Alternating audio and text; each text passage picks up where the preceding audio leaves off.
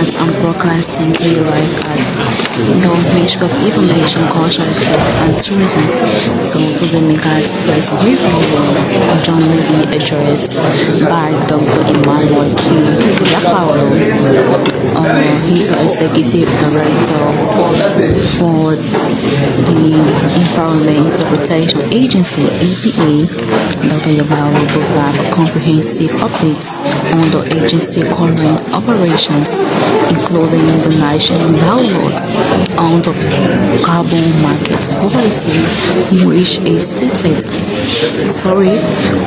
slated for August 21 to the 22, 2025 in Ganta City, MICAT. So if you are just joining our episode, welcome. This is TrueLiberia live and broadcasting to you live at the Ministry of Information, Culture, Affairs and Tourism.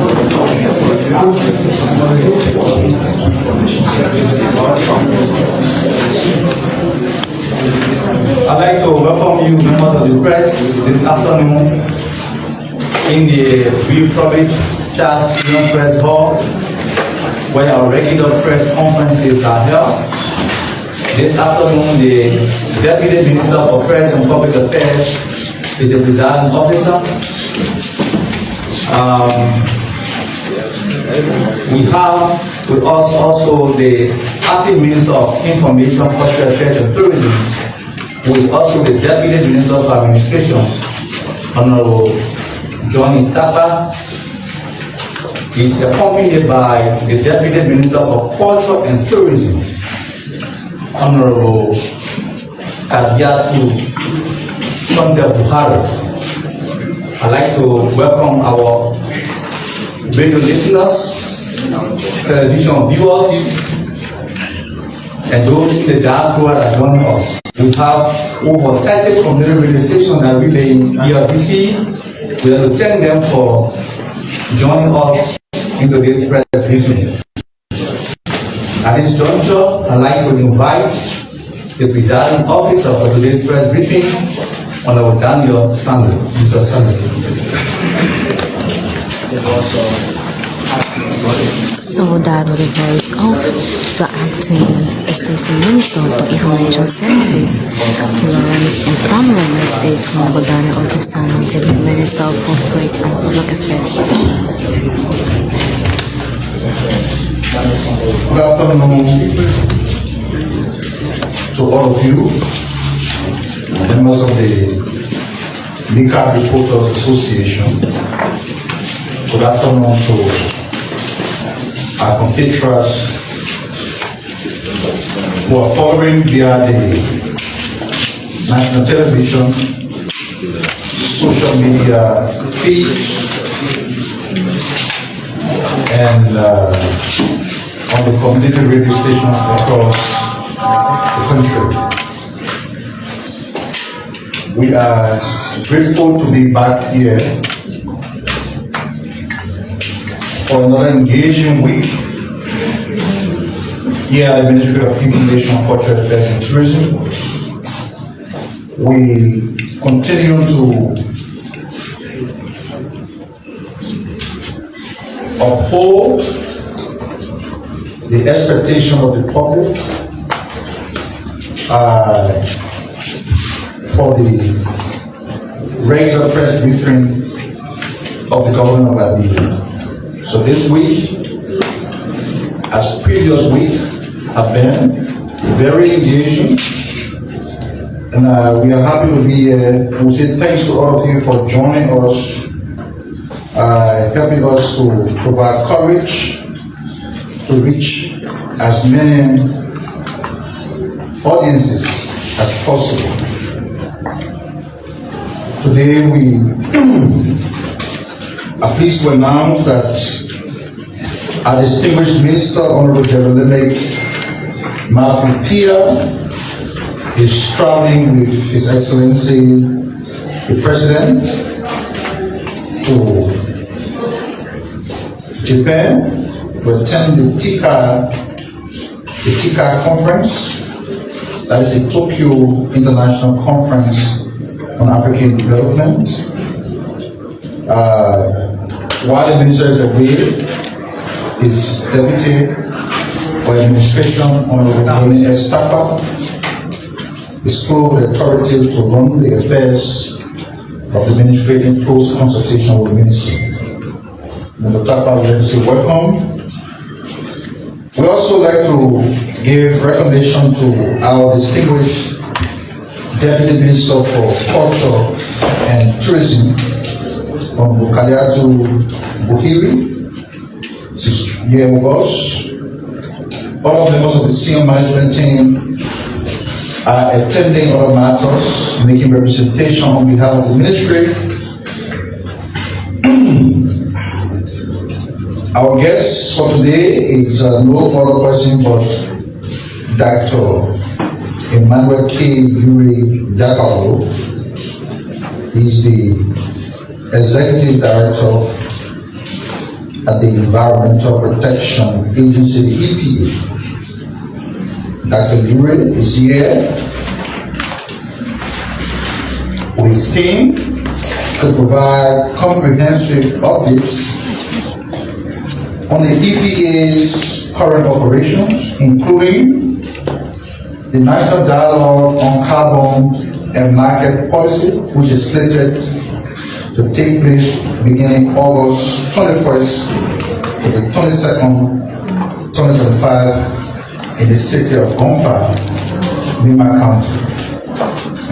So Dr. Yuri is here to talk about the activities of the EPA, give you some comprehensive updates, and to also provide details on the upcoming event that is to be held in Lima County, that is the National Dialogue on Carbon Market Policy. The National Dialogue on Carbon Market Policy, which is slated to take place between August 21st to 22nd, 2025. Dr. Yuri is our only guest for today. But before we listen to Dr. Yuri, of course, the tradition here debates that will clear the air on certain issues, give the position of the government, then we can now listen to our guests. It will be clarified by the interactive session, entertaining questions from all of you, what you think about what we say here. So we request your undivided attention, because this is a very important press briefing. The President, as you already know, and his delegation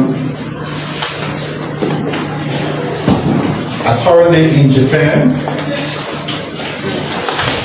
to represent the Tokyo International Conference on African Development. That conference is jointly organized by the government of Japan, the United Nations, and the African Development Commission.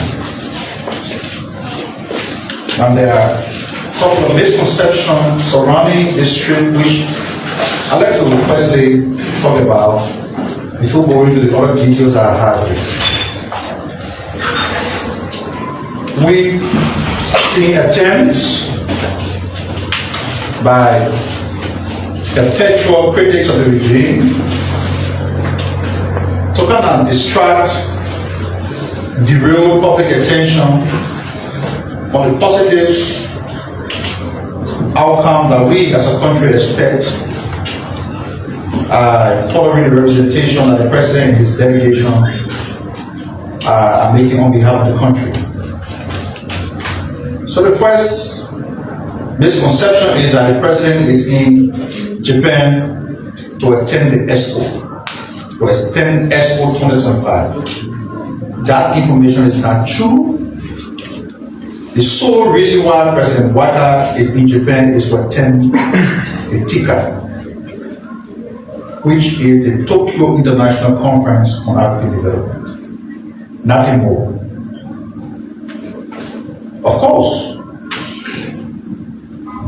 the reason why the president's delegation is composed in that manner is because at the conclusion of the TICA conference, there are line ministries and agencies of the government that are supposed to represent the government of Liberia at the Osaka 2025 Expo. And so, for example, the Ministry of Information here is the second ministry for tourism development, cultural initiative, musical performances and everything. All the musicians, the artists, they all fall within the ambit of the Ministry of Information. So if not for the unfortunate passing of Minister Spia's sister, he would have joined the people in Osaka to continue the trip for the export. But Minister Spia would not be there because while he was on the plane going, his error sister passed. The foreign minister, President Wada, was invited to attend the Expo 2025 in Osaka, Japan. But given how engaging his schedule is, he cannot go there. So the foreign minister, at the conclusion of the TICA meeting, will be joining the rest of the folks in Osaka to join the Liberia team to celebrate the Expo. At that Expo, Liberian arts and culture will be displayed. Madam Julie Annie was here last week and she laid out some of the things that will be happening at the Expo. The Japanese government is almost funding almost everything for the country.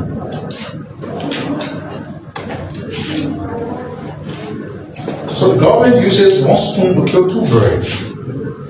The president goes to the TICA. At the conclusion of the TICA, those supposed to move to Expo 2025 to make sure that Liberia is ably represented will go there. So that is why the president's delegation was comprised of the people who you saw on that list. Beyond that, when these international conferences are being held, we agree the president is the chief executive of the country, but the president has able lieutenants that have been charged with the responsibility to manage various sectors of the economy. For example, the mining sector. So if there are potential opportunities for private sector interests to come to invest in Liberia's mining sector, do you expect the president to go and spearhead that conversation? The sector lead for the mining sector in Liberia, Mr. Umape, has to be there. He has to be there. All we're talking about is marketing the country on the international stage that it becomes so attractive, and people who have money out there, who have investment potential, can come here to do business. Of course, the president has to go with the National Investment Commission boss.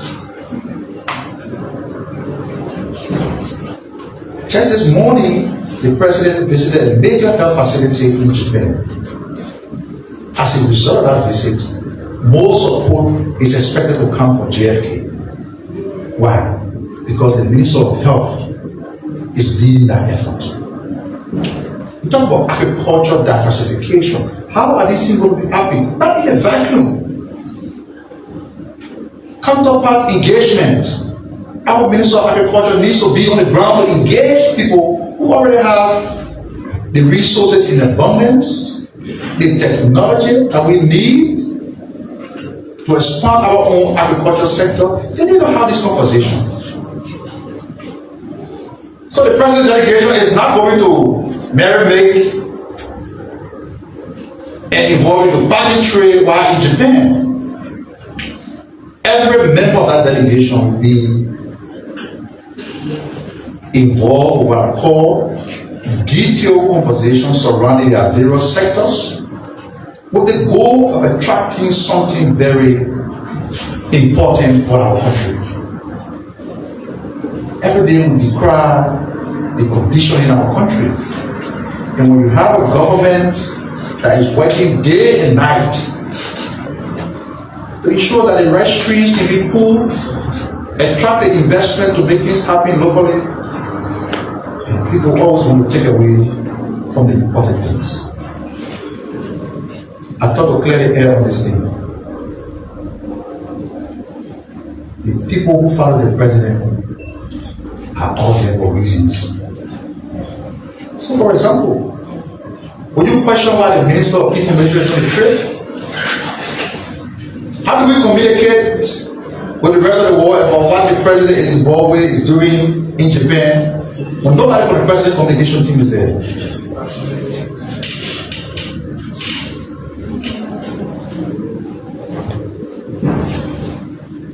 So, I would like to drill you through the president's itinerary at the 9th Tokyo International Conference on African Development. It is the TICAD 9, and on today, Tuesday, August 19, our President, His Excellency Joseph Mabwaka Sr. visit the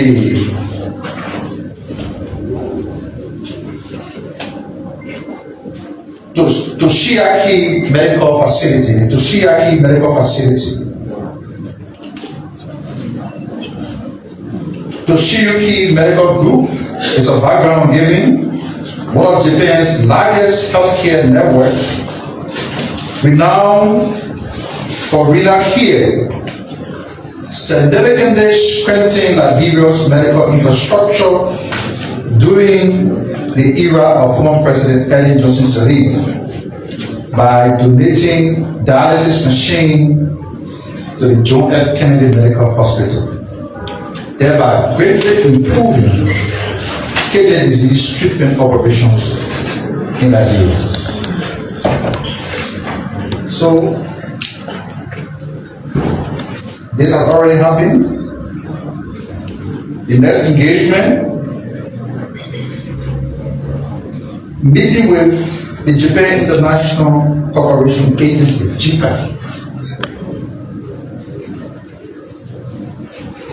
And the President will be accompanied with the Minister of Foreign Affairs, Minister of Finance, Minister of Mines and Energy, Minister of Information, Minister of Agriculture, Minister of Education, Minister of State Special Services, Deputy Minister for International Cooperation and Economic Integration, Special Envoy on Tourism, and Liberian Ambassador to Japan. So you see, if the President is meeting with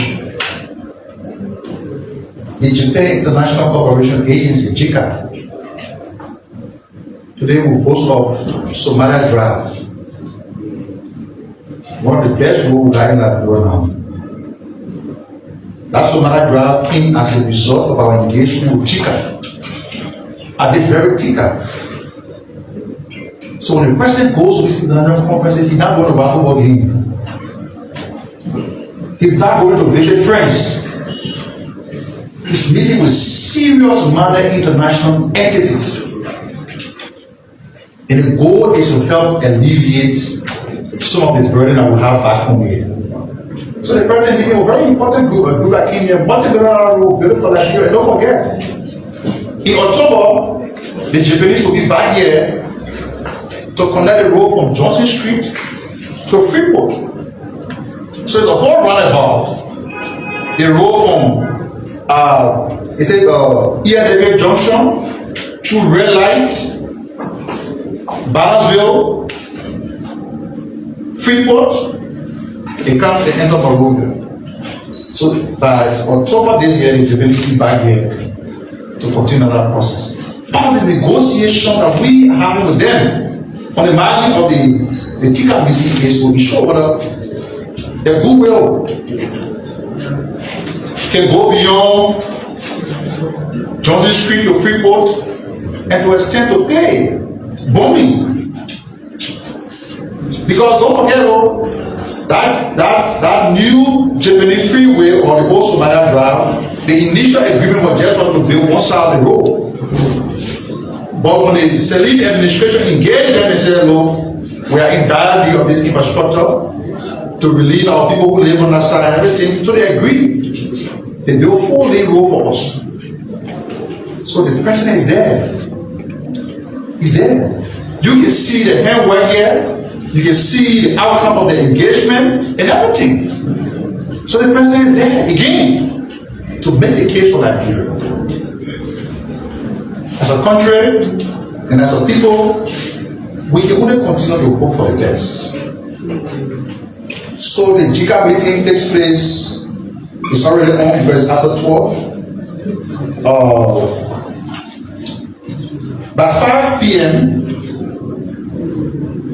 5:15 to 6 p.m., President Buhari will meet with the Afrexim Bank. For some of you who are journalists, let's Google what Afrexim Bank is. He meeting with the bank president and chairman of the board.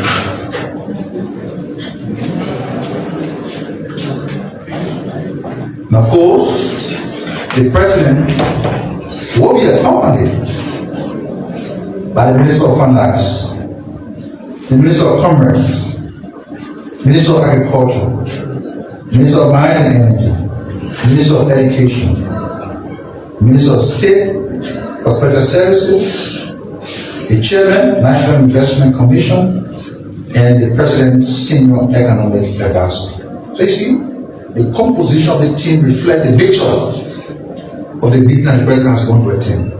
On the meeting, the President and Chairman of the Board of the Afrexim Bank, you don't carry the Youth and Sport Minister there. You don't carry a Chief of Political there. You carry a Minister of Finance. You carry the Minister of Commerce. Because all the composition will be held will affect the sectors that are represented here.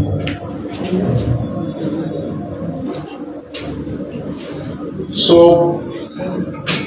at 6:30 to 7 p.m., the President will meet with the International Youth Fellowship. Dr. O. Sapak is a founder. The President in that meeting will be accompanied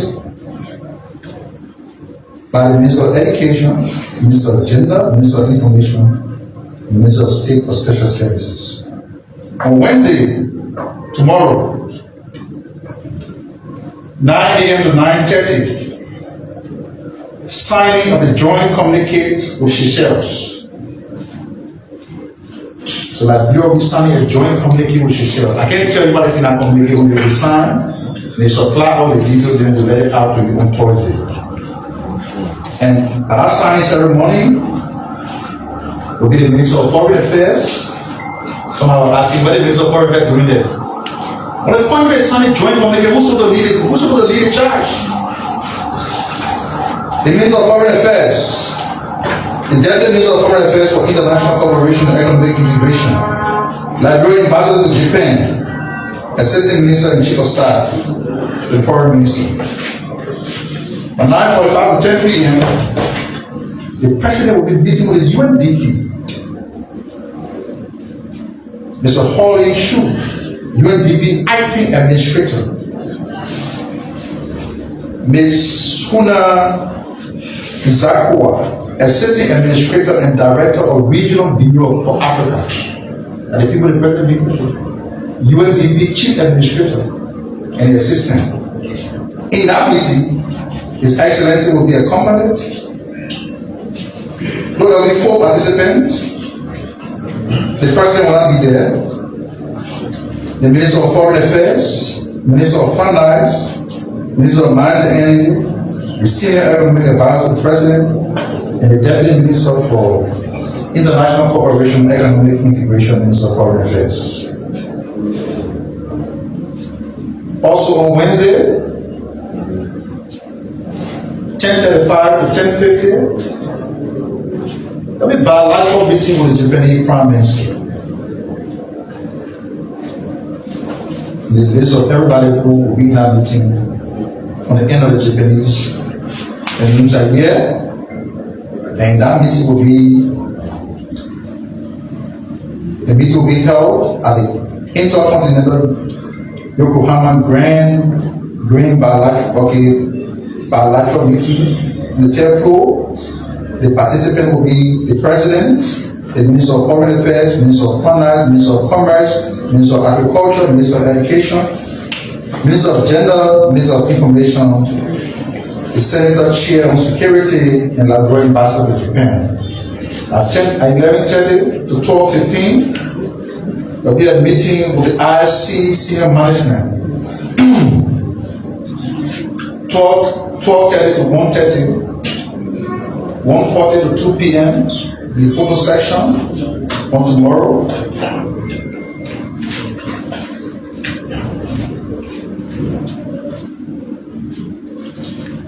And at 2:20 to 3:25, opening section, opening remarks by the Prime Minister of Japan and African Union Chairperson or President of Angola. There will be remarks by co-organizers. The President and his delegate will be in attendance. At 3:10 to 3:50, the President will have a meeting with the United Nations Human Settlement Program, and he will be accompanied by some members of the delegation: Minister of Finance, Minister of Information, Minister of State for Special Services, and the Deputy Minister for International Cooperation and Economic Integration.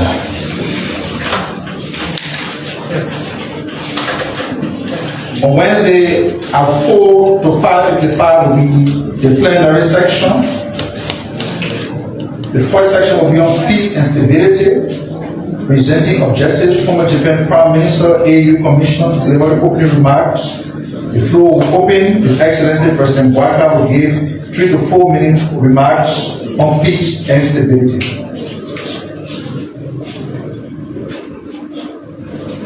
By 7:30 to 9, welcome reception, opening performance, welcome speeches, President Bouaka and delegates.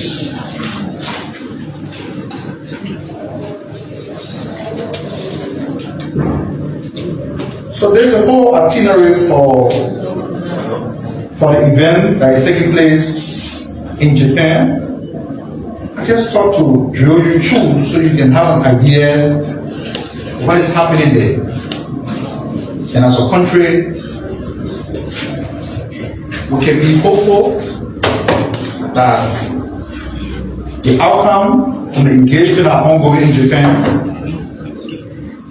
will be an addition to the effort being made by the government on the ground to address some of the problems that we have as a country. We cannot overlook these events. When the President attended the FOCA in China last year, there were people asking, when I broke out from there? When I broke out from there? So they go to EFDC. The $5.5 million broadcast complex is being built.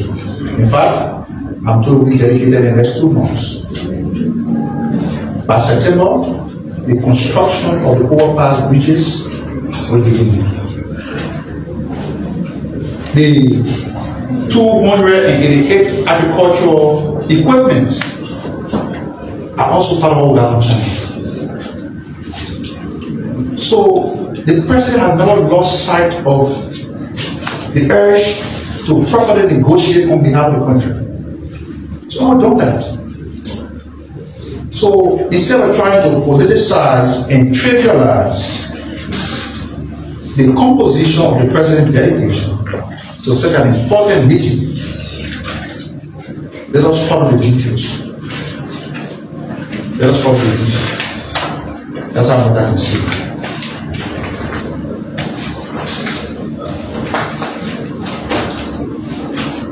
A 2-day technical working session on drug and substance abuse commenced on yesterday, 18 August 2025, at the Ministerial Complex in Nairobi. The session brings together representatives from key government ministries and agencies, civil society organizations, and development partners. The primary objective of the section is to develop clear strategies and guidelines for implementing the President's directive to intensify Liberia's fight against drug and substance abuse. The working session also aims to establish a coordinated national roadmap and expand rehabilitation services with strong community involvement. On January 29, 2024, His Excellency President Waka declared drug a national health emergency. In response, he established the multi-sectoral steering committee on drug and substance abuse.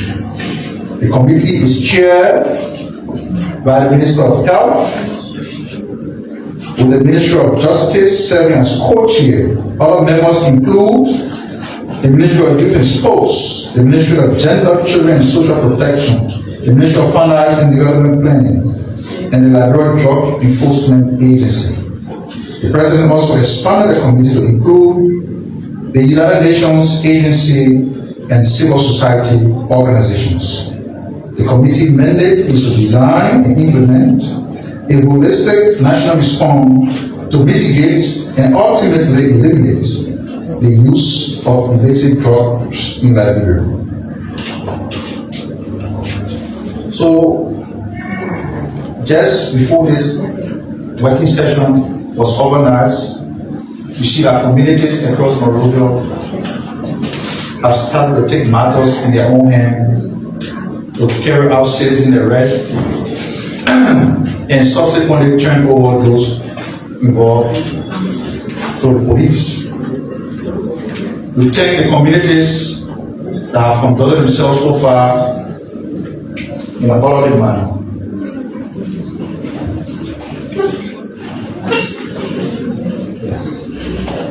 We thank the community that have conducted themselves so far in an orderly manner and call on members of our community leadership to work with the joint security to act in similar manner. It has to be done in a non-violent manner.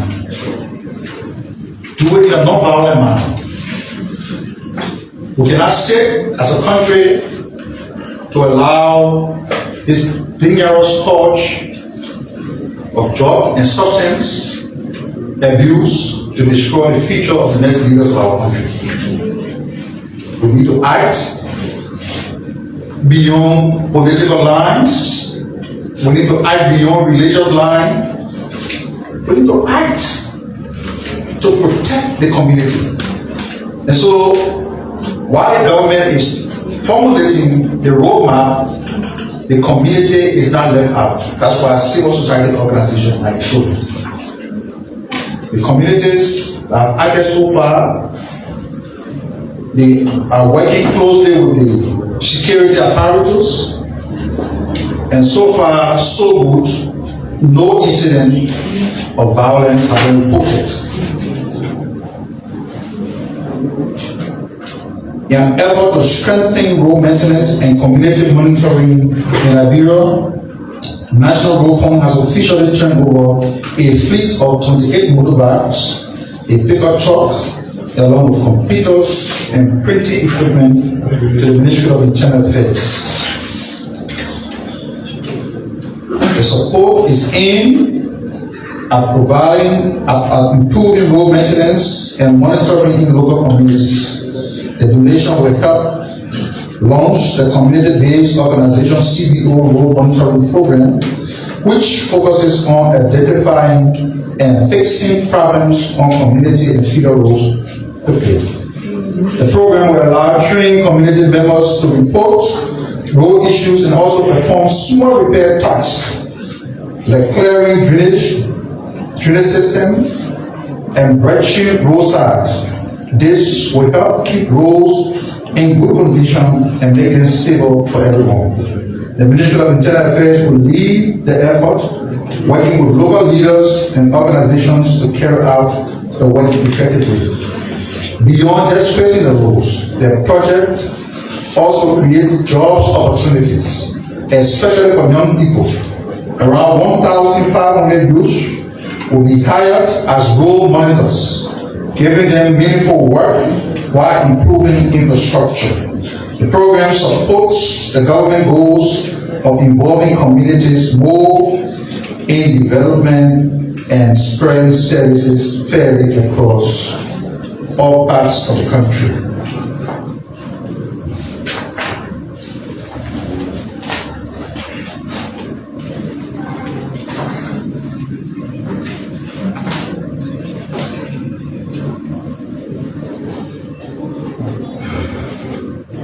The government of Liberia, through the Ministry of Posts and Telecommunications, is pleased to announce the successful completion of Liberia's first ever digital village.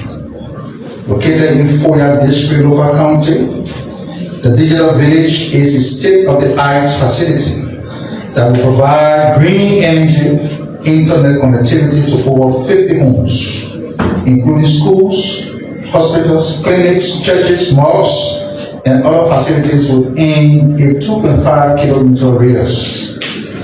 The digital village will also offer smart classrooms, education for students, enhancing their learning experience and providing them with the necessary skills to succeed in the digital age. One of the most impressive aspects of the digital village is the ability to provide free solar electricity to over 100 homes within the Foya district.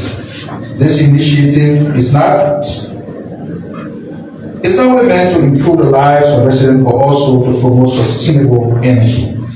The digital project was made possible through the sponsorship of Huawei, a leading global provider for information and communication technology solutions.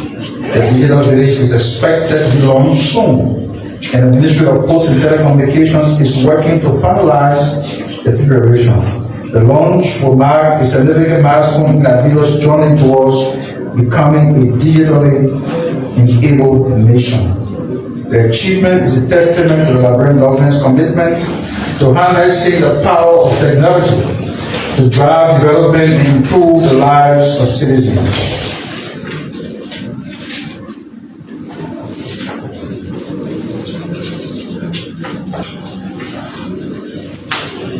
Then lastly, before I invite the Honorable Executive Director to the podium,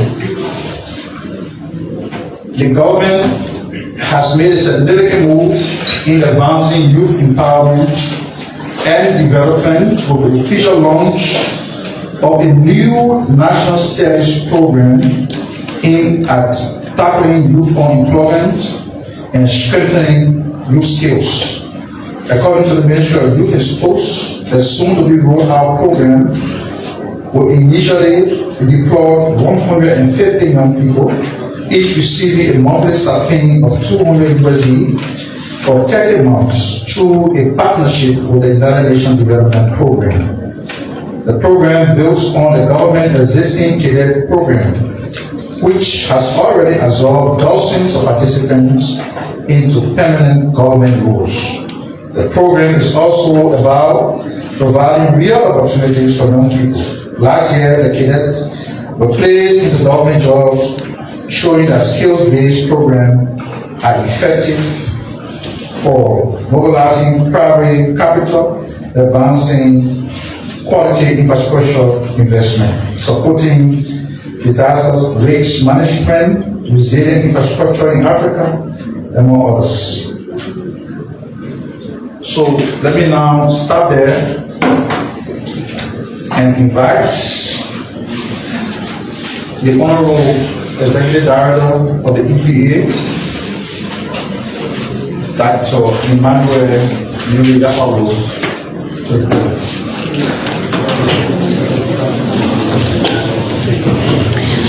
The voice of the Minister for Forests and Public Affairs. Thank you very much. And on the side of this is Dr. Yarkpawolo. He is the Executive Director of Environmental Protection Agency. the conference hall. A very beautiful and representative of improper and functioning government and the Ministry of Information. The Environmental Protection Agency is here to give some updates to the public. I'm here joined by our media coordinator, Dennis Northview, along with my chief of office staff and the rest of our media team that are here. The rest of the staff are busy until working. There are many things we can talk about. We can talk about our state of the lab laboratory that we started functioning now. We can talk about the EPA headquarters as well. We can also talk about the enforcement of the environmental laws across the country and the rest of it. Sorry for that. I go through here. I think I will get my WhatsApp off my computer because otherwise, calls that are coming in already. Yeah, the calls that are coming in already. So, there's a little bit of time here to make sure I get my file back. The interrupted my system that came on the computer.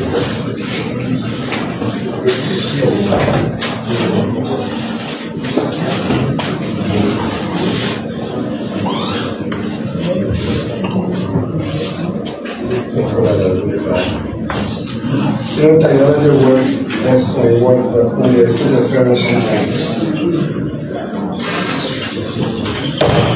It's difficult. Sit there with me, we can find something fine. Yes, we got it right.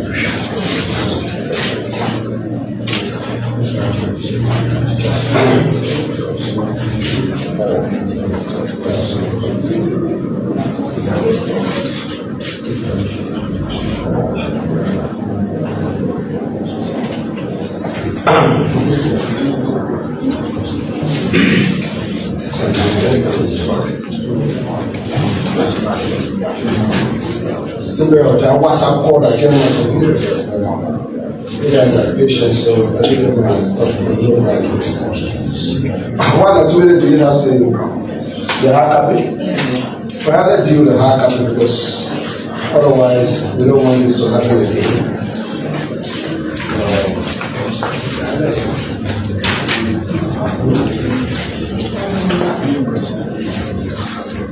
Yeah, I'll deal with the hard copy. I think this is simple.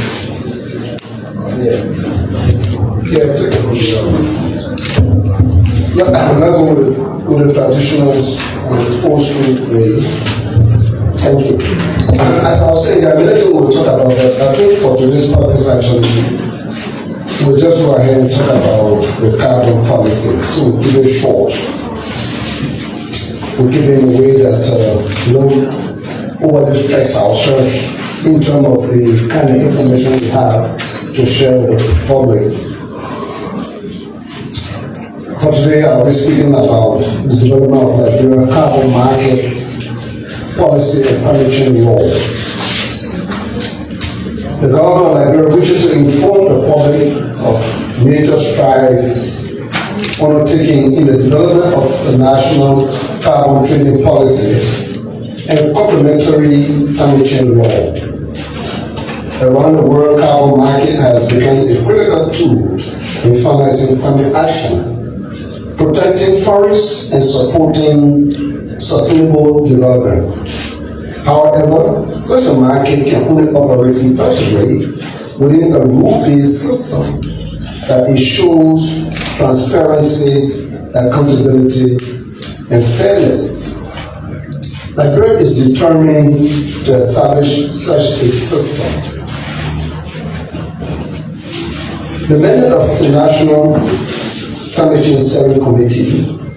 The National Climate Change Steering Committee, or NCTSC, is headed by the President of Liberia and is the highest decision-making body for climate change activities in the country, including policies on carbon market. At its 24th sitting in July 2024, The National Climate Change Steering Committee mandated the Environmental Protection Agency to lead the developing carbon market policy and closely assisted by the Forestry Development Authority when it relates to carbon that is stored in the forest. Since that directive, the EPA, the FDA, and partners have been working tirelessly to develop both the policy framework and the climate change legislation that will govern Liberia's participation in the global carbon market. Partnership with Coalition of Rainforest Nation. To strengthen this process, the government of Liberia signed a letter of agreement with the Coalition of Rainforest Nation. On this partnership, CFRN is providing technical assistance to support the drafting of Liberia carbon market policy as well as conducting a comprehensive forest inventory to determine Liberia carbon stock. This stock taking is essential as it will establish the baseline of the country's natural capital in terms of carbon storage and set the stage for future participation in the international carbon market. On capacity building, recognizing the importance of this national expertise, the government with CFRN support has been conducting capacity building programs and training for the carbon technical working group, which comprises technicians from land industries and agencies as well as civil society organizations. These training aim to equip national stakeholders with the skills to collect and manage carbon data, take stock of our forest carbon. During the last week of August, CFRN will carry out on-the-ground training in Liberia. Trainees will use modern technologies, including high-resolution aerial photography and advanced modeling tools to estimate Liberia carbon stock. A similar exercise is already on the way for the country mangrove to determine their carbon storage potential.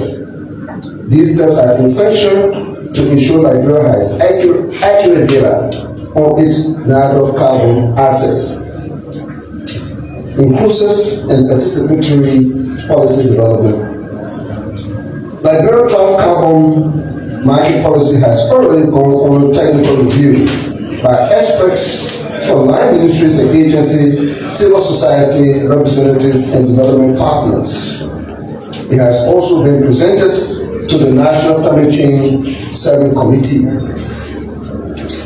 In addition, the National Climate Change Steering Committee Secretariat, which is situated within the EPA, has carried out public consultations in 7 of Liberia's 15 counties, gathering input from local leaders, county authorities, and community representatives. The rest will be covered very soon.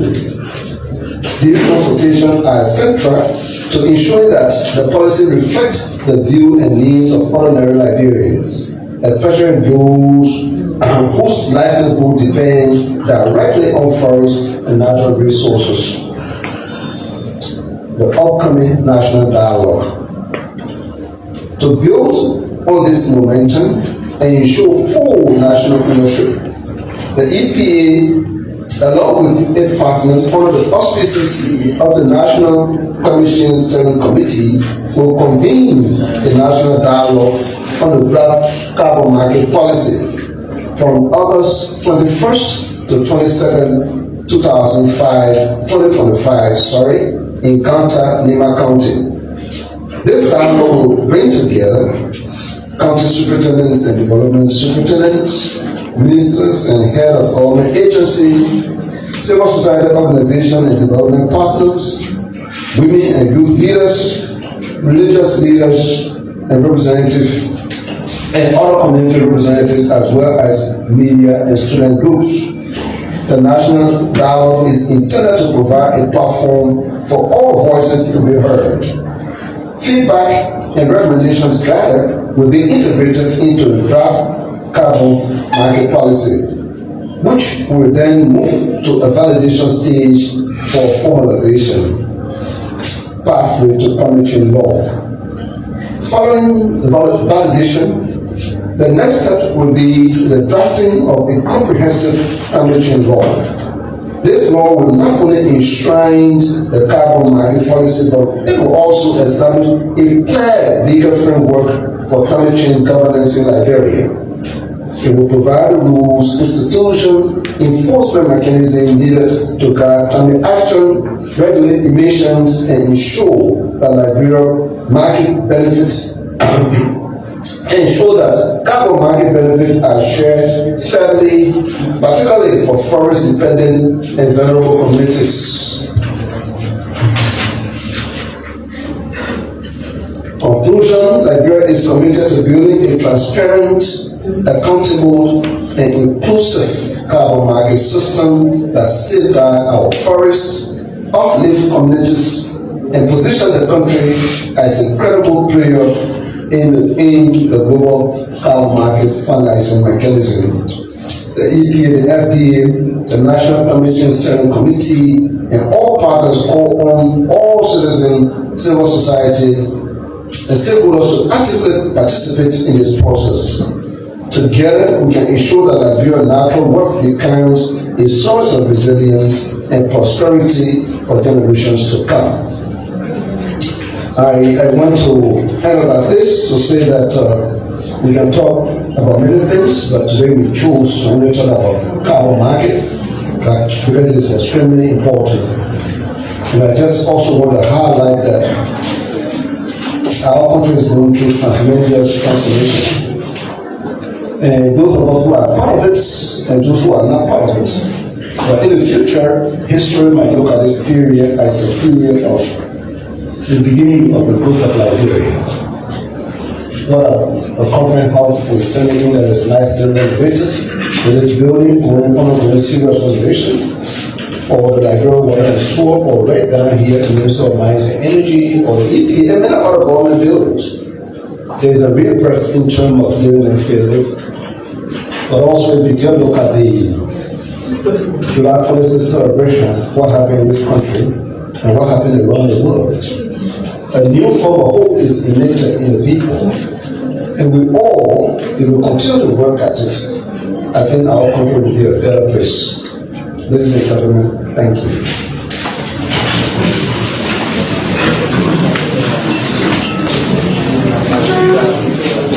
So you listen to the presentation by the Deputy Minister and also by the EPA boss. Please come in the queue and ask a question related to the subject of the discussion. Please introduce yourself. Come in the queue. Please come. My name is Joseph Seli, and I report for ABC. My first question goes to Mr. Sando. First of all, let me thank the government of Liberia. The president has appointed the board for the Liberian National Tourism Authority, which is, I believe, is a rebirth for the tourism sector. Mr. Minister, there's this focused Africa publication on the bearer of the Minister of State. We all know he served this country, and as someone at that level, he deserves a state bearer. He had to provide clarity on this. It is true that he will be buried in the United States, or he will be brought back here for a state bearer. And to the EPA boss, you know, usually during the dry season, we see people excavating decks in different parts of our country. And our survey we conducted, most of these excavations during the rainy season, it cause flooding in the communities. I want to know how rigorous is your team when it comes to the enforcement or the enforcement regulations of the EPA policy. Thank you. Thank you. My name is Mokolu, and I will go for Inside Liberia. and I want to say thanks to the director and his team from the EPA. Mr. Director. So let me ask question.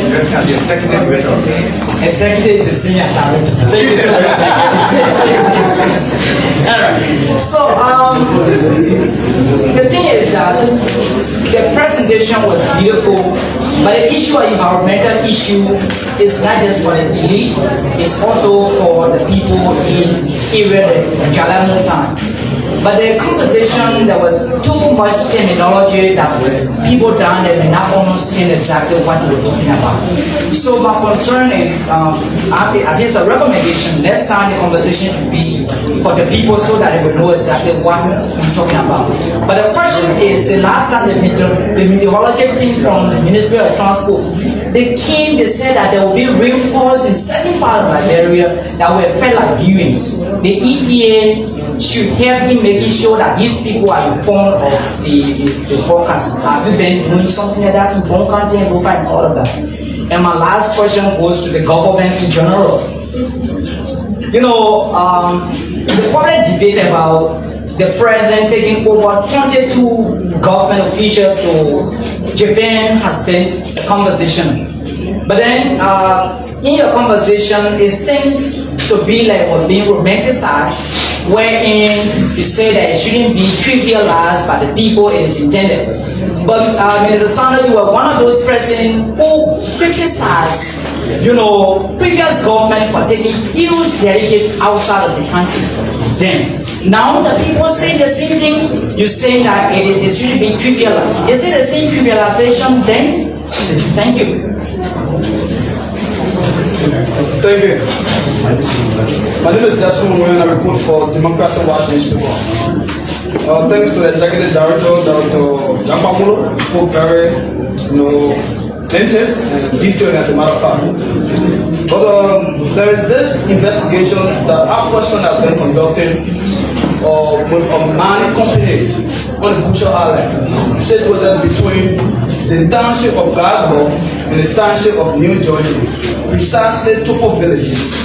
And also the historicity of Bushel Island is a strong community with emphasis of low community and Topo Village. But that same mining company is there mining with the authoritative permit obtained from EPA that indeed they have the right to do same mining to an environment that is already struggling, suffering from flooding and the issue of encroachment. How do the EPA reconcile giving permits to people, to private institutions, to operate or to do same money in some communities that are already struggling from flooding and that of encroachment? And just a follow up to that, the carbon summit, not summit, but the carbon dialogue that is coming up, institutionally, are the institution been able to identify some attributed factors to the issue about what we call climate change in Liberia? And recent time you made a statement when you were presenting that in Banga, it's not Banga beside the Bon County, that Liberia holds 40% of the Guinean forest. And there are ways that can benefit us as a country. Do you care to share with the Liberian people what are some of those tangible ways the 40% that Liberia holds of the Guinean forest can benefit to our national economy?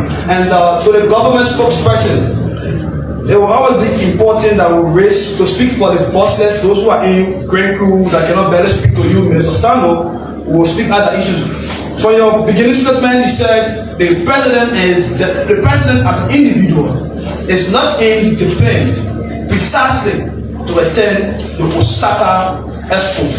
But there is a contradiction also for the executive marshal believes that the president is in Japan for two particular reasons. One is to attend the Tokyo conference, and the second is to attend the Osaka Expo conference. So you as a government spokesperson, and that coming from the ministry, that coming from the executive marshal, how do the Liberian, reconcile in terms of the balance of information coming from the two government, communications arm? And just a follow up to that, in relation to the youth delegation, the president of then, critics argue that the president of then, George Weah, traveled, yes, with many people then, But some of these travels, they point to brought in the establishment of the MRI hospital in Baku County. Some of these travels with many delegations brought in the establishment of multiple invisible sports parks around Liberia.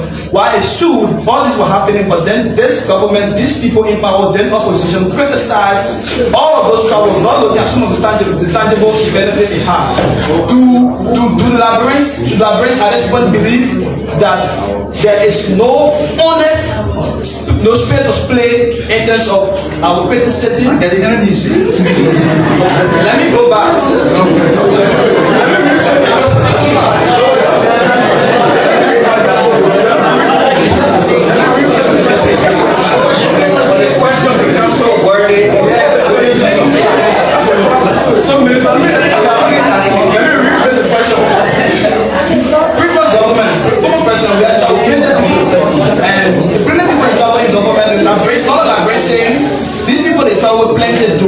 But it brought some other development like investable sports park, like the Baku Hospital. Now, the government that was in power then, or sorry, the government that was not in power, the opposition, they criticized, oh, the president of trouble, plenty people.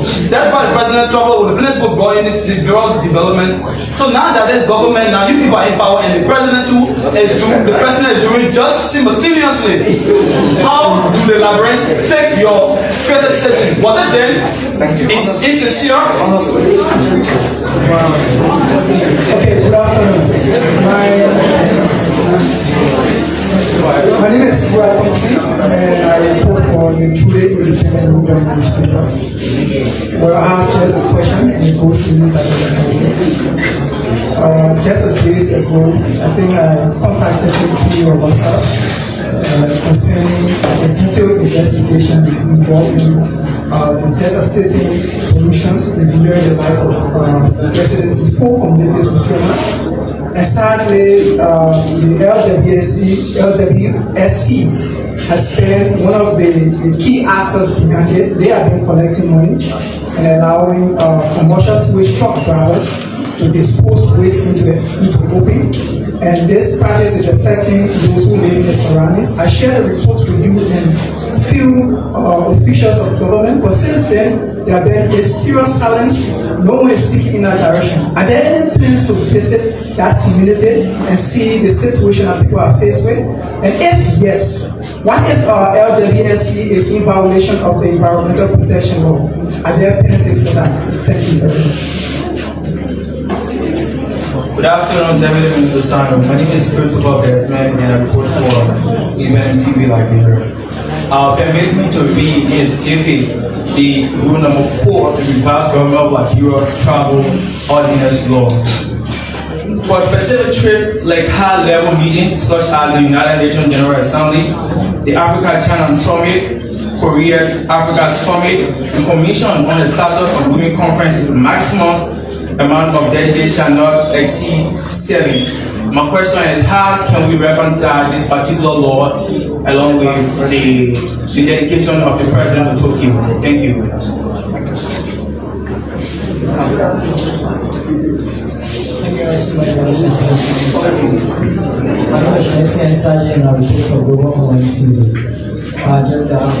have a question for Mr. Yarkpawolo.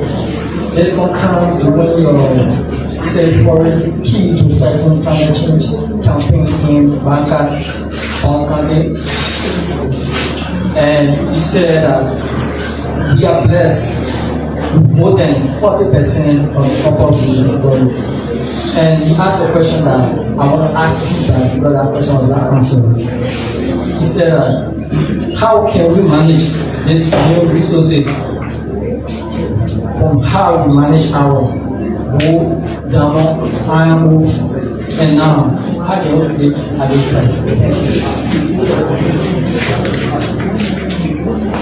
Good afternoon, I'm Larry today, and I will talk to organizing.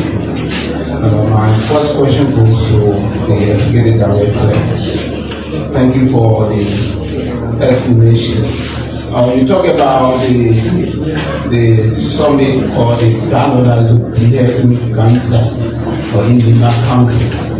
And I didn't hear you talking about some like the manuals who are also there, mining. I didn't really talking about being part of the government. Why did you decide to leave out? And then to Mr. Sino, you were talking about the issue of citizens' involvement in tackling drugs in the country. My concern is some of these citizens, they don't have the equipment, they don't even equipped to attack the drugs, they don't even the drug use. Is the government planning to also aid them with some officers? If yes, what does the government expect from the engagement? Thank you. My name is Jackson from Siafa. Yeah, so my first question is going to the Deputy Minister. Let's go first to the trip the President has made to Asian countries, that is in Japan. So my question here is, for the sake of transparency, can you tell the public the number of people that travel along with the president? And the second one is, how much it costs? What is the cost involved? Can you tell the public? What's the name? My name is Jackson H. Jackson? Jackson. So, Santi. Yeah. So, can you tell the public how much was involved? How much involved in the travel, the process that's involved? How much the government is paying for? Then to the EPA bus. So, my question is about the issue of carbon monoxide. You know, people been complaining all along. Sometimes you see vehicles just getting off the road, smoking all over.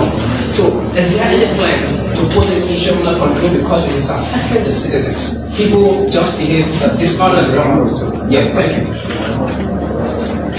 Thank you. My name is James and I report from TrueLiberia. This is just a follow-up question to what the minister said during his statement. I just want you to please clarify whether you said that this trip is being sponsored by the Japanese government, the government trip to... What's the name? My name is James and I report for TrueLiberia. What's your full name? James T. Wakwi, I report for TrueLiberia.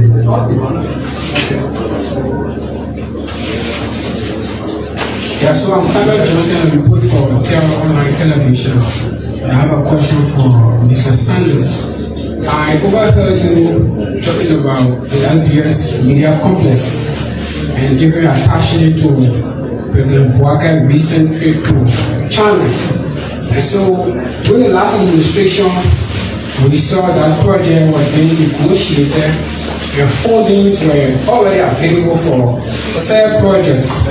I'm Samuel Johnson. For said projects, so I wanted you to provide more clarification as to whether that project is being implemented as of the trip made by President Buhari to China, or is a project that was being fully initiated by the last regime. Thank you. I'm the virus in front of the report for TrueLiberia. My question goes to Mr. Sunny. Given all of the current antivirus impact and report for TrueLiberia, given the current economic condition of the country, how can the government justify the size and the cost of the travel of the president and some officials of the government? Thank you.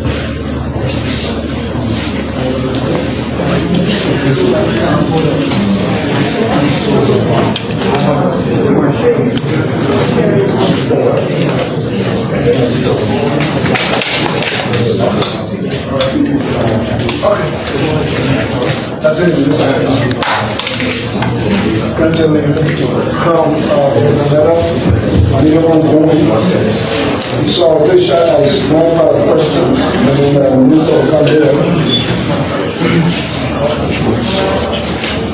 Thank you. I will respond to the questions as they came in. The excavation of land during the dry season and what we mean about it. Our inspectors are in the field and we are arresting folk that are involved in this practice. one of the areas we were quite involved with the University of Liberia Thunder Campus Lane. We were excavating that land heavily. We done some intervention there, and we are continuing to follow up with that. Recently, we impounded and arrested 2 different trucks in the Kawa community and 5 those at the police station. So our inspectors are working to put the situation under control. We want to take this time to inform the public not to do that. Do not excavate land. Don't. If you are to do, you require an environmental permit that will allow you to do that. In certain areas, certain development ongoing, they need to be excavated. You need environmental permit to allow you to excavate the land. We are asking the truck drivers and their union, especially, to advise their members to stop doing this. Because when we impound the truck, it's difficult for us to release it. You are in violation. And we know that, things are a little bit sometimes difficult. You don't want your truck to be parked while you're not running. So we get cautioning the public and the truck drivers to stop falling buried and feeling the sun. The carbon market, we explained it in standard like English, and the gentleman said we're too hard. And a lot of people will not understand it. Well, we can go a little bit lower. It's a complicated phenomenon. That's the reason why we are having the public consultations in the counties. That's one of the reasons why we're having the dialogue to explain to people much more in the simplest terms. I can summarize it in a minute. The earth is getting warm. It's called global warming. Literally, the earth is getting warm. What is causing the warming? There is a blanket of air that protects the earth from the sun. It filters the sun from hitting the earth too high. But that blanket of air is melting away. We're destroying it. Why are we destroying it? Especially the developed countries that are using things like coal, heavy fuel oil, clearing all the land and the rest of it. There's an air from it called carbon that goes inside. It's called greenhouse gas. And as it melts this blanket of air, the sun is hitting the earth very, very hard. Because of that, we see patterns of rainfall changing. Sometimes during the rainy season, the sun is shining. Sometimes during the dry season, the rain is falling. In other countries, sometimes a year or two, they are not experiencing any rainfall. It's impacting our agriculture. Our mothers on the farm, they don't know when to plant the rest anymore. Because way back, we used to have a constant season. The season is changing. One other thing this thing is doing also is that the ice is melting. Those who study high school geography, the earth is like a ball. The North Pole and the South Pole are black of ice. When the heat from the sun hits the ice, it's melting the ice. When ice melts, it becomes water. And so the volume of the ocean is increasing. And so West Point is threatening, Buchanan is threatening, Sano is threatening. All our coastal cities are threatened by the erosion. How do we solve this problem? One way to solve the problem, keep your forest standing. Why? The forest has the ability to take in the harmful gases and put it in the air. The forest can capture it and store it in them and send it on the ground. So the forest is cleaning the air that we are polluting and making it dirty. So we ask our people now to stay in the forest. But if your forest is standing and the man will bring his boy to clean the air, what do you get out of it? So in 2015, the world got together in Paris and developed a big agreement called the Paris Agreement. Part of it is, if all your forest is standing, you should get some money from it because you are cleaning the air. Who will pay you? Those who are polluting the environment. they're going to be able to pay you for keeping your forest. That's what they call carbon market. For that market to happen, there are a set of rules under the United Nations, and even in Liberia, you have to follow all things like benefit sharing. When money comes from forests, where that money should go, in the government pocket, in the people pocket, how should the government and the traditional people share the money? Who own carbon? So this is the kind of law or policy the EPA has been working on, along with FDA, Ministry of Finance and Development Planning, all of our partners, what are UNDP, MICAT, many institutions that helping the EPA to do this work. And that's the one we're going to have policy dialogue now in Ghana. Okay, so at least our people can get a little bit sense of it. So we're asking our people then to not cut the forest, especially don't cut the mangrove. The mangrove has the ability to take the back end more than 10 times than even the traditional forest. So we're asking them not to cut the forest down. Somebody asked a question on forecast on the CIS project. I mean on the weather. That will be happening very soon. The EPA is implementing one project to be able to renovate all the weather stations, again, new one in the country. And when that project is done, we'll be able to predict the weather to inform the farmers faster. So work is going on in that area. The mining situation in Toko Village, thank you for bringing this up. You see, claim my attention to it, and thank you. And we're asking the public, like the tournament days, a lot of people are paying my attention to these things because our inspectors are not able to be everywhere. I will follow up. Normally, when the resident come to me, the inspector will have a chat room and bring their attention to it. I say, this is an issue here, please look into it, right? But it comes in normally. So we'll look into it and we'll follow up with some update. But normally they are proactive. We go there and make some intervention in those areas.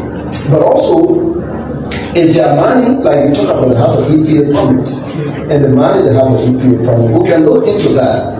But EPA permit follow a set of criteria. If all somebody want to mine, they apply for a permit, we subject them what we call environmental impact assessment. So that means you will hire a third party, you will conduct study in that area, you live there in that area, all kinds of work is done, and all the boxes have to be corrected before we can allow that. So there's a process. So if they have the EPA permit, the more likely they're not going through this process. However, no permit, they have conditions. Not because you get a permit, you can get into anything. So part of our responsibility is to ensure that no conditions are met. And so the particular case you have highlighted to us, we'll follow it. It ties to the question of the 40% forest and what Liberians tend to benefit is what we're talking about. If we can manage the forest, now they have something they call natural capital. Natural capital basically is what gets described the carbon that's one, the biodiversity, the animals that are there, that are not found in any part of the world, they are in Liberia. Those are the kind of property the country has.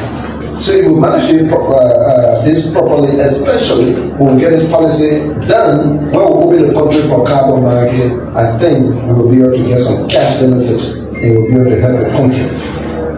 Pollution in the FEMA area, yes, we send a series of text messages on that situation. The other I explained also, I will follow up with our inspectorate team to look into what is happening in FEMA with the pollution. And they will follow up question, if at all somebody is guilty, any kind of government entity, what a government entity, what a private entity, the law does not give exception, so we apply the law to everyone and every institution as the government is, so we don't pick and choose on that one. I think I have already talked about the carbon one. How can we manage our carbon to not repeat what in the mineral sector? Oh yes, that's why we're developing the policy. There are a lot of people running, want to invest 12 million, 10 million, 25 million. On what basis you want to do the investment?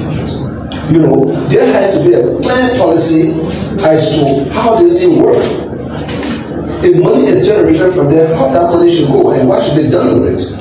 Of course, in the mineral sector, we see that there have been a lot of rip-off in terms of the country, a lot of minerals leaving the country with not much of the benefits.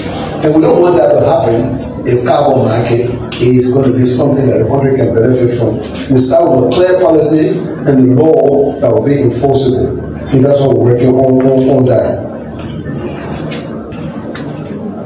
As part of the national dialogue, we invited the private sector. We invited the leaders of the private sector. So there will be minors, there will be other people, but the private sector is going to form part of the dialogue. Okay? So I think that's over the pollution from cars. We're working on the policy now.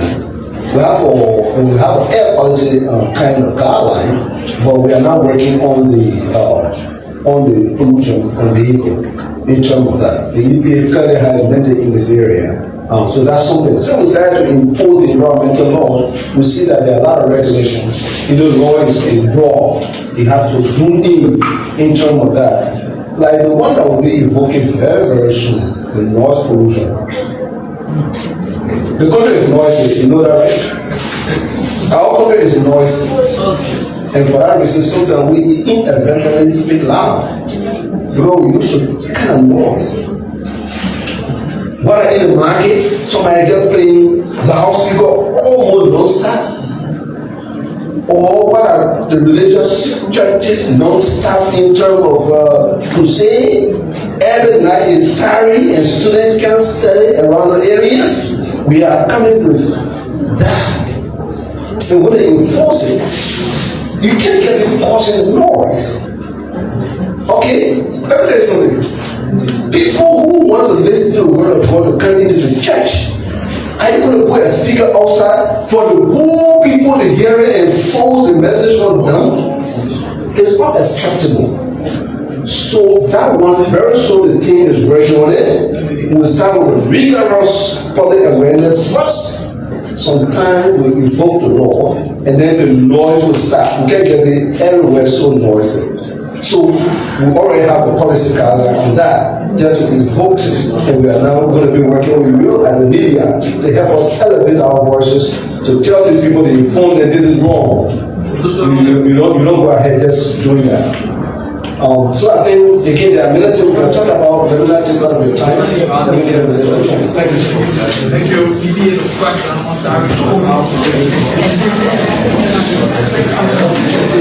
Yes, please take us one question.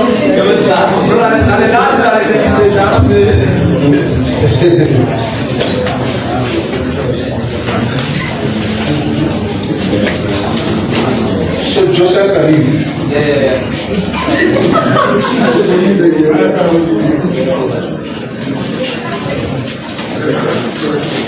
There has to be a clear dichotomy between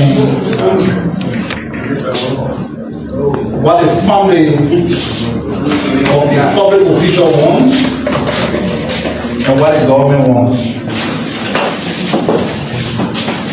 When a public official is married, he has family, and in an event of the person's death, that family decides where he or she will leave the rest, not the government.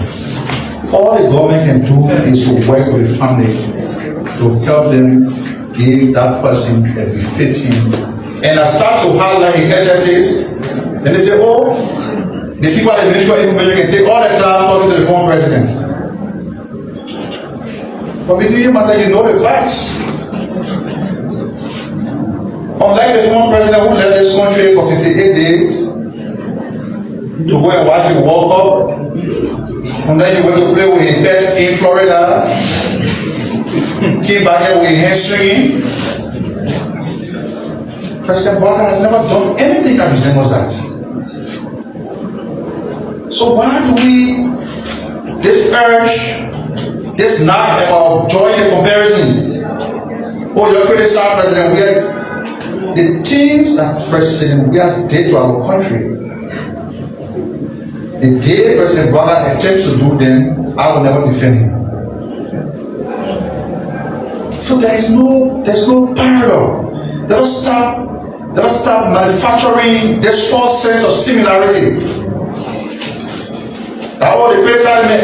But see, yes, we criticize him. He left the country for 58 days. Went to Qatar. Saw the opening game in the World Cup. Went to Florida, came back, watched the final. No coming back here. By that time, 1 year, the price of gasoline has escalated. Thank God, red price are going up. When our president was actually walk from. Today, you have a situation where the government, since coming to power, has managed the economic situation. No gas shortage, no rest crisis. All of these commodities are available and the prices are declining. You can bear testament to that. The president is going out there. Some of the results that President Biden has brought back from his foreign travel. And yet we're trying to say, oh, and President William went to White World Cup and he brought Emory Hospital. It is not true. Came from that World Cup, went to Qatar again, he had jersey with his number, he signed on it. So came back here with his hand streaming. When President Biden went to China to attend FOCA, and I'm going to tie you with a question I was asked by one of the colleagues who said, oh, you heard somewhere that the LBS new broadcast complex was negotiated by the former government. Let me tell you something. Maybe you are lost inside of the issues or the facts. But the People's Republic of China, short of those who like you, you know what happened? Because of the diplomatic blunder of the former administration. They shut down everything. They shut down everything. It took President Ouattara to go to China and re-establish that diplomatic confidence with the people. When he came back, all the doors were open. Some of your colleagues, they left where they wanted to China, they came back. I'm told the English will be here on Thursday, so we can appreciate it. Somebody are here. The Chinese are now helping us at all levels. Ask yourself why our $5 million complex that was negotiated during the days of President Salif was put on hold. Ask yourself why the overpass that's supposed to be built from the boulevard to the ministerial complex, negotiated during the era of President Salif, why was it put on hold? Because the very government you try to compare the government to created diplomatic mess. I let the Chinese to say, we can't trust the people. We can't trust them. They're now working up our trust. You know how a government that came here, in just 1 or 2 years, these things that were put on hold, projects that were stopped, are back on track. And all you do is to try to create a false sense of comparison. That is unfortunate. That's unfortunate. We will now walk the path of the former government. We will walk the path. The two presidents are already seen. So let us stop it. Let us stop it. The former president deserves to be where he is. So now you see him playing football in Ghana, that's why he want to be there, he be there in peace. Every time we come to our press conference, your boy, nobody cares about him. The only thing I would agree with you is when you try to create a false sense of similarity between one president who plays football from Monday to Sunday and one president who leaves the mansion at 8 o'clock in the night, is back there 8 o'clock in the morning. Alright? And I'm told, I said the president will not attend the expo. He come out and say, why is the president in Japan? The president is in Japan to attend the Tokyo International Conference on African Development. At the close of that at the close of that conference, on the 22nd or the 23rd, the president will return to the country. He's not going to Osaka. Doesn't mean that all the president delegated will not go to Osaka. I told you.